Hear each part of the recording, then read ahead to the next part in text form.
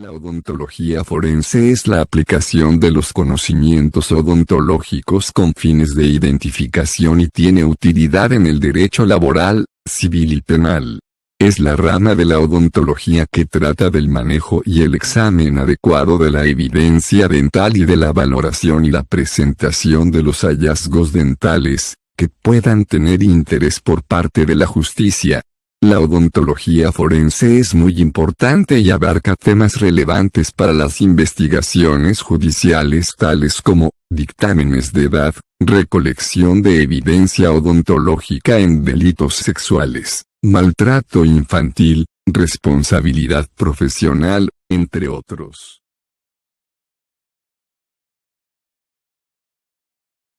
La historia de la odontología forense está llena de leyendas y casos muy concretos. Se dice que la primera persona identificada por su dentadura fue Lolia Paulina, noble romana, en el año 49 después de Cristo. Agripina la Menor, madre de Nerón, ordenó su asesinato, y como prueba de muerte le trajeron su cabeza.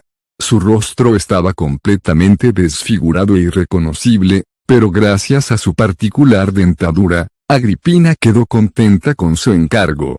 A partir de entonces, cada vez se registraron más casos en los que se utilizaron las dentaduras de soldados para identificarlos tras las batallas. No fue hasta 1775 cuando la justicia americana aceptó la evidencia dada por la odontología forense. Paul Revere construyó un puente fijo con alambres de plata al Dr. Joseph Warren, general en la milicia de Boston. En la batalla de Bunker Hill, Warren recibió un disparo en la cabeza, y tras la guerra, lo enterraron junto al resto de soldados sin nombre. Revere fue capaz de identificar su cuerpo tras exhumarlo gracias al puente de alambre que le había hecho 2 años antes. Casi 200 años después, en 1964, se da el caso del primer curso especializado en odontología forense. Fue en Washington, D.C. y se impartió en el Instituto Patológico de las Fuerzas Armadas. Una vez más, la historia demuestra la utilidad de la ciencia, específicamente, de la odontología forense, utilizada desde la antigüedad para identificar individuos y cadáveres. Hoy en día, esta especialización abarca un terreno de estudio mucho más amplio y desarrollado. La dentadura es una de las partes más importantes de la anatomía humana, brinda información sobre la edad, sexo, estatus social, salud, entre otros, de los individuos analizados.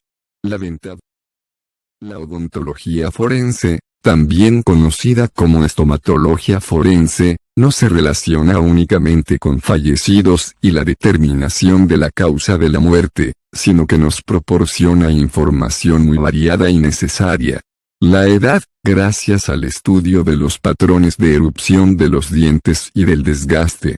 El sexo, al obtenerse, a partir de la pulpa dental, el ADN y el perfil XX o XY con la prueba de reacción en cadena de la polimerasa PCR.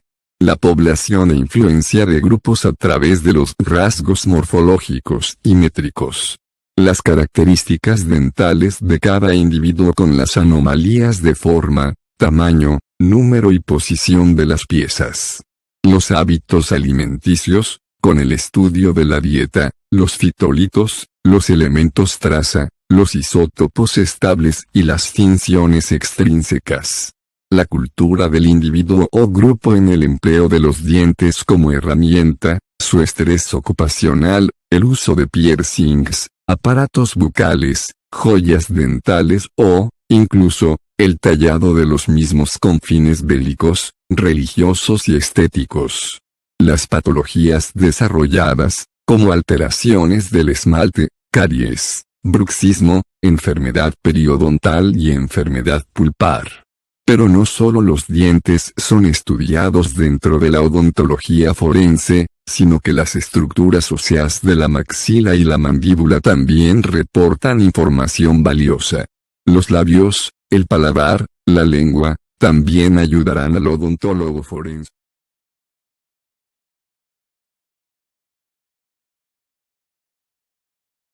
Los dientes por su color, forma, tamaño y posición de la dentición construyen una imagen única de las personas, brinda aportes valiosos para la identificación de víctimas. Debido a que los dientes están construidos por materiales duros y densos, se conservan mejor que los restos óseos en general. Por eso, la dentadura representa una base importante para los análisis antropológicos y forenses. Los dientes. Morfología dental. Existen 4 tipos de dientes en el arco dental humano: incisivos, caninos, premolares y molares. En el ser humano existen obviamente 2 tipos dentarios distintos. Primero, la dentadura decidua o primaria, que consta de 20 piezas dentales, 8 incisivos, 4 caninos, y 8 molares. En el ser humano, la dentadura permanente, que consta en total 32 piezas, 8 incisivos, 4 caninos, 8 premolares, 12 molares.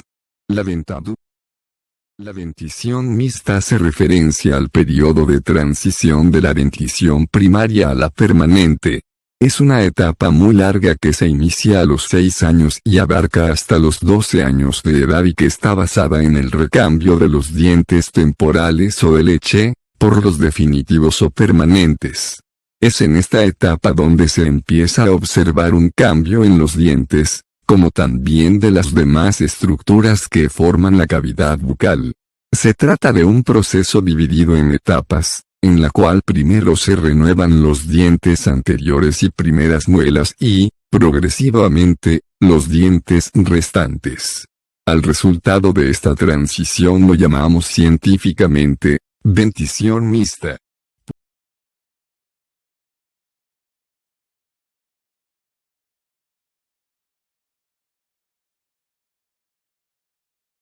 En resumen, los dientes se clasifican de acuerdo a piezas dentarias superiores en el maxilar e inferiores en la mandíbula y de acuerdo a su posición en el arco dental como anteriores, incisivos y caninos, y posteriores, premolares y molares.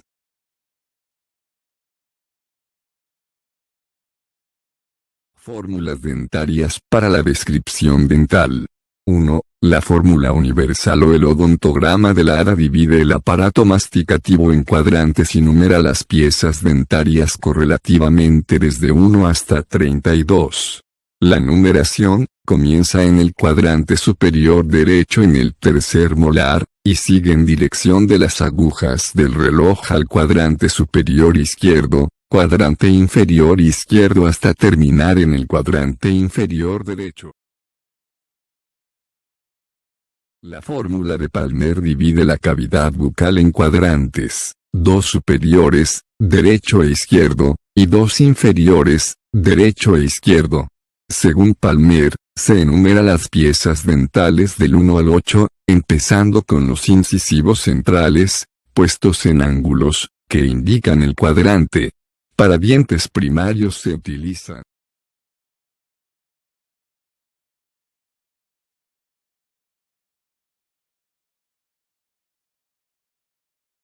la fórmula de la Federación Dental Internacional, FDI, es utilizada y recomendada por la Organización Mundial de la Salud, WHO, y de Interpol. Se divide la cavidad bucal en cuadrantes, asignándole números a cada uno correlativamente, siguiendo la dirección de las agujas del reloj, con el inicio en el cuadrante superior derecho. Así, el maxilar derecho conforma el cuadrante 1, el maxilar izquierdo el cuadrante 2, la mandíbula izquierda el cuadrante 3 y finalmente la mandíbula derecha el cuadrante 4.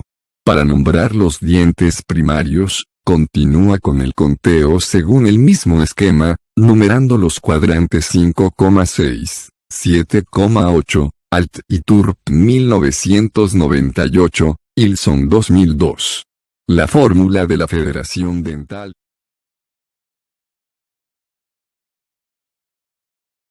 Cada diente tiene 3 regiones, las cuales son: una, corona, encima de la gingiva, cubierta con esmalte, en incisivos con borde incisal, en caninos con una cúspide y en molares y premolares con varias cúspides, cuello o cervix, porción debajo de la corona y conocida como la unión cemento-esmalte. 3. Raíz, porción debajo de la corona y el cuello, ubicada en los alvéolos, cubierta hijada por cemento, incisivos, caninos y algunos premolares. Poseen una raíz, molares y algunos premolares múltiples.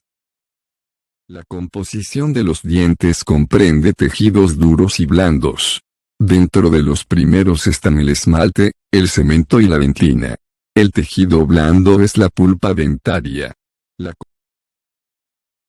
El esmalte es el tejido más duro y quebradizo del organismo humano, compuesto aproximadamente un 96% de sustancia inorgánica y el 4% orgánica. Su color varía entre blanco grisáceo y amarillo, translucidez del esmalte o de la dentina subyacente. La estructura esencial de la matriz del esmalte son los prismas de esmalte. El esmalte es el tejido. La dentina es un tejido duro, denso y calcicado, que forma la masa principal del diente. Su color es amarillo y es de naturaleza elástica. Su composición química es de 70% de sustancia inorgánica y 30% orgánica. A diferencia del esmalte, la dentina puede regenerarse, formando dentina secundaria de color parduzco en la cámara pulpar, y dentina tercera con calidad de reparación, Ilson 2002. La dentina está cubierta por esmalte en la corona y por cemento en la porción radicular. El cemento cubre la raíz del diente y sirve como medio de unión del diente con el alveolo, mediante el ligamento periodontal. La composición química comprende un 50% de sustancia inorgánica y 50% orgánica. El cemento acelular cubre la totalidad de la raíz anatómica y su menor espesor se localiza en la unión cemento-adamantina. El cemento celular se cona al tercio apical de la raíz y puede reproducirse, por consiguiente compensar los efectos del desgaste en la superficie oclusal de la corona. La pulpa ocupa la porción central del diente. Está rodeada de dentina y juega un papel importante pues da origen a los odontoblastos, que producen la dentina. La pulpa posee una abundante red de vasos y fibras nerviosas, se distribuye tanto por la corona como por la raíz, hasta llegar al orificio apical por el cual penetran los vasos sanguíneos, los linfáticos y los nervios. Las caras o superficies de los dientes son las siguientes: vestibular 2, lingual 3, palatino 4, oclusal 5, incisal 6, mesial 7, distal 8, proximal, cara entre piezas vecinas 9, cervical 10, apical, hacia la punta de la raíz. Determinar si el diente es temporal o adulto. La dentadura temporal es más pequeña y amarilla a causa de capas delgadas de esmalte y cemento. 2. Determinar el tipo de diente, incisivo, canino, premolar o molar. 3. Determinar si el diente es del maxilar o de la mandíbula. 4. Determinar su posición en el arco dental, incisivo central o lateral, primero o segundo premolar, primer, segundo o tercer molar. 5. Determinar el lado, derecho o izquierdo. Ausencia congénita. Ocasionalmente, uno o más dientes están ausentes. De todos los dientes es el tercer molar el que falta con cierta frecuencia, aunque lo demás, también pueden faltar por razones congénitas. Supernumeración. Son dientes adicionales o extras, pueden presentarse en los 4 tipos dentales, como réplica exacta de los dientes normales o en forma modificada. Se encuentra raras veces en la dentición decidua y más comúnmente en la dentadura permanente. Supernumeras. El apiñamiento dental es una alteración en la colocación de los dientes en las arcadas, tanto superior como inferior. Se produce por una falta de espacio, bien sea por un maxilar estrecho o por la existencia de unas piezas dentales de un tamaño superior al adecuado con respecto a la amplitud del hueso.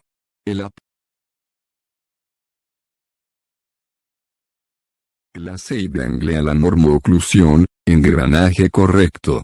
En él observamos como el primer molar inferior está adelantado en la primera cúspide al primer molar superior, es decir que el inferior adelanta al superior en la mitad de su diámetro. También podemos observar que la punta del canino superior, el colmillo, está situado en el primer premolar y el canino inferior. Los incisivos superiores e inferiores estarían en contacto y en una inclinación correcta. Clase I de angle. Clase II de angle, donde encontramos la parte inferior retroída respecto a la superior creándose un resalte en los incisivos. Tanto el molar inferior como el canino están retroídos respecto a la posición antes descrita en la clase I. Denominamos clase III de angle a la oclusión donde encontramos la parte inferior adelantada respecto a la superior, creándose normalmente una mordida cruzada a nivel de incisivos, aunque también puede existir una mordida borde a borde. Tanto el molar inferior como el canino están adelantados respecto a la posición antes descrita en la clase.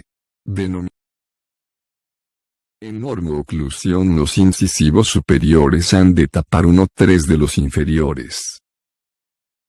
La mordida abierta es una alteración facial que se define por la imposibilidad de cerrar los dientes frontales o posteriores. Esto es, no existe el contacto entre los dientes anteriores o posteriores de la arcada superior con los anteriores o posteriores de la inferior.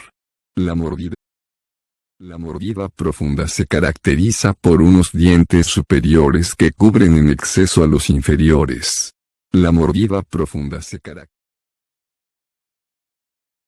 Técnicas de identificación en odontología forense, están representadas por un conjunto de procedimientos dirigidos a lograr la identificación de los sujetos cuya individualización se ve comprometida en función de las características de su deceso o de la problemática en que están involucrados. Estas técnicas son, principalmente, odontograma, autopsia bucal, fotografía bucodental, queiroscopia, radiología bucodental, rugoscopia, marcador de prótesis dental, huellas de mordida. El odontograma proporciona el registro adecuado del estudio de los tejidos bucodentales. El registro dental ante mortem es el documento mediante el cual los odontólogos generales o especializados registran las anomalías y los tratamientos por realizar de los pacientes que se encuentran bajo su cargo en terapia odontológica. Algunos investigadores de esta disciplina sostienen que deben existir un mínimo de 12 puntos comunes entre el registro ante mortem y el post-mortem para establecer una identificación positiva. La autopsia bucal es una técnica quirúrgica que realiza el odontólogo forense para facilitar el estudio bucodental en determinado tipo de cadáveres con el propósito de ampliar el examen anatomopatológico y llegar a la identificación del sujeto. Es la tanatocirugía cuya finalidad es tener acceso a la cavidad oral. Se realiza en cadáveres con el propósito de simplificar el examen anatomopatológico y terapéutico del aparato bucodental. La autopsia. Fotografía bucodental. La técnica fotográfica se ha aplicado en la criminalística y en la medicina forense con gran éxito. Se considera indispensable para la determinación del lugar de los hechos, registro de huellas dactilares latentes y fotografías de lesiones. En la identificación odontológica es también básica para un mejor registro, ya que al aplicar sus técnicas es posible captar detalles que a simple vista resultarían inadvertidas en el momento del estudio. Es fundamental que toda ficha de identificación, de un sujeto vivo o de un cadáver, incluya la fotografía bucodental. Fotografía. Queiloscopia. La queiloscopia es el estudio, registro y clasificación de las configuraciones de los labios. Los investigadores de esta área detallan que las características labiales son diferentes en cada individuo. En un estudio de queiloscopia es necesario valorar primero el grosor de los labios, segundo, la forma de las comisuras labiales y, finalmente, los surcos o huellas de los mismos. No se debe pasar por alto el anotar cualquier anomalía de origen congénita o adquirida. Para el estudio y la clasificación de los labios se observa al sujeto de frente y de perfil, con la cabeza orientada en el plano de Frankfurt. Queiloscopia. La radiología bucodental. Es importante recordar que para efectuar un adecuado diagnóstico odontológico debemos auxiliarnos de estudios clínicos, dentro de los que se incluyen las radiografías. Estas son indispensables en determinados tipos de tratamientos endodónticos, ortodónticos y quirúrgicos para la localización exacta de un resto radicular, piezas incluidas o ciertos procesos patológicos. Lo anterior significa que la mayoría de las personas sometidas a tratamientos odontológicos cuentan con registros de esta índole. Los odontólogos deben vigilar y archivar las radiografías para utilizarlas al realizar una identificación de un sujeto. Rugoscopia. La rugoscopia es la técnica de identificación odontológica que se encarga del estudio, registro y clasificación de las arrugas que se localizan en la región anterior del paladar duro. Estas se forman aproximadamente durante el tercer mes de vida intrauterina y desaparecen con la descomposición de los tejidos por la muerte. Las arrugas palatinas son diferentes, inmutables y perennes diferentes, porque no existen dos personas con la misma disposición de rugosidades en el paladar inmutables, porque siempre permanecen iguales, a pesar de sufrir traumatismos superficiales constantes, porque desde que se forman hasta la muerte son iguales. Marcación de prótesis dental. Los músculos de la masticación y las estructuras cercanas a ellos forman un bloque que protege a los órganos dentarios y a sus diferentes tratamientos. En muchas ocasiones, al hacer la revisión odontológica forense de un sujeto carbonizado encontramos que sus prótesis tienen pocas o nulas alteraciones. En sujetos con traumatismos cráneoencefálicos, las prótesis dentales se pueden encontrar alteradas, deformadas, rotas, etc., pero, aún así, auxilian en la identificación a sí mismo. En casos de homicidio en que el sujeto ha sido introducido en determinados ácidos, se ha observado que las estructuras protésicas dentales se pueden utilizar para la identificación, no obstante que se encuentren deformadas. Por estos motivos, es deseable que toda prótesis, fija o removible, lleve una marca para facilitar el proceso de individualización. Así para las prótesis totales se introducen letras, iniciales, fabricadas con alambre ortodóntico, en las prótesis removibles y fijas se marcan, con fresas dentales, la fecha de elaboración y las iniciales del paciente. Las marcas o huellas de mordida. Quienes participan en la investigación de homicidios así como los que se ocupan de casos de maltrato a los niños y de ataques de tipo sexual o de estupro deben conocer las técnicas que determinan las huellas o las marcas de mordida. Se ha demostrado que factores como tamaño, forma, abrasión, rotaciones, diastema, protusiones, retroprotusiones y características accidentales como rotura, evidencian que no hay dos dentaduras que sean exactamente iguales. Si se obtiene la impresión de una dentadura con un material para impresiones, se podría probar que las marcas de los dientes son únicas. Las marcas. Un ejemplo es el caso de Ted Bundy. Asesinó, entre 1969 y 1978, a entre 40 y 50 personas a lo largo y ancho de Estados Unidos. Es uno de los asesinos en serie más prolíficos de la historia. Prueba. Ted Bundy mostraba una fijación especial por asesinar a mujeres jóvenes de pelo oscuro y largo, que le recordaban a su exnovia, la cual lo había rechazado unos años atrás. Según los múltiples tests psiquiátricos que se le realizaron, presentaba una personalidad propia de esquizofrénico. Bundy fue capturado en Pensacola, Florida, tras haber matado a su última víctima, una niña de 12 años llamada Kimberly Leach.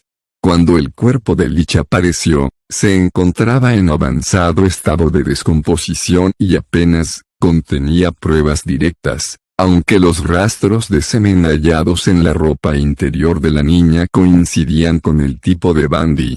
Asimismo, se encontraron en el lugar del crimen huellas idénticas a las de las suelas de sus zapatos. Pero la prueba decisiva, y que más impresionó durante el juicio, fueron una serie de mordeduras en el pecho y las nalgas de otra de las víctimas. El odontólogo Richard Byron mostró a los miembros del jurado fotografías de los dientes de Bundy y comparó sus rasgos característicos hasta convencerlos de que coincidían perfectamente. Resultado. El juicio contra Theodore Robert Cobell Bundy comenzó el 25 de junio de 1979 en Miami. El 23 de julio, lo declararon culpable de 2 asesinatos y una semana después lo condenaron a la silla eléctrica. Tras varias apelaciones, a las 7:06 de la mañana del 24 de enero de 1989, Bundy fue ejecutado en la silla eléctrica en la prisión estatal de Florida, tras haber confesado entre 40 y 50 asesinatos. Sus últimas palabras fueron: "Me gustaría dar mi amor a mi familia y amigos".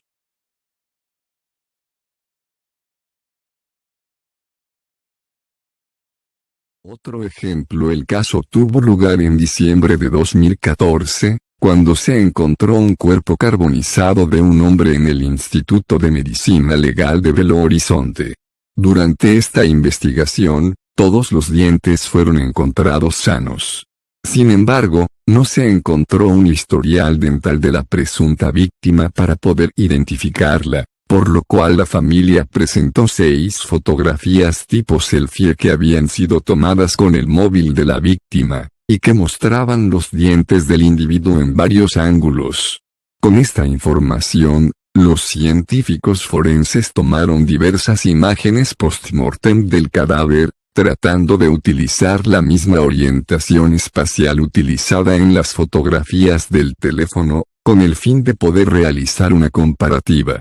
A su vez, se utilizaron técnicas de superposición para comparar los dientes en ambos casos, y se estableció la línea de la sonrisa, o la línea que dibujaban las puntas de las piezas dentales, que a su vez se superpuso, tanto en el caso de los selfies como del cadáver. En ambos casos se encontró una coincidencia significativa. Una tercera prueba demostró una correspondencia de 81.25 sobre 100. Este caso, utilizado como ejemplo por los autores, demostró que la creciente tendencia a realizarse fotografías tipo selfie, en las cuales la imagen de la cara del individuo sale centrada, puede ser un foco de recursos para resolver múltiples casos de identificación en seres humanos.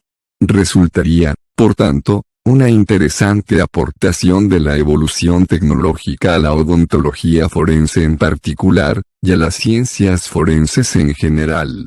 Otro ejemplo. En conclusión, opino que en los últimos años la odontología forense alcanza a nivel mundial fundamental importancia, consiguiendo, mediante determinados procedimientos, estimar hora y fecha de muerte de una persona, facilitando la resolución de múltiples y complicados casos de muerte.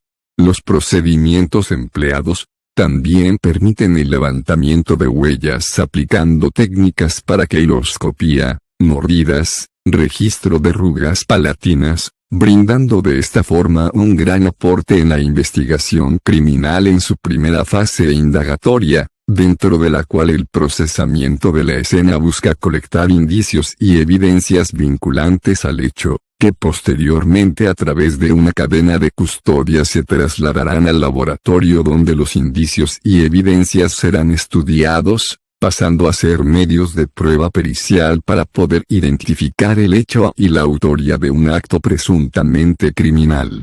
Se presenta así una recopilación de literatura concerniente al tema que busca informar al odontólogo de práctica general sobre terminología, procedimientos y demás relacionados a las ciencias forenses, con el propósito de informar y actualizar sus conocimientos al respecto.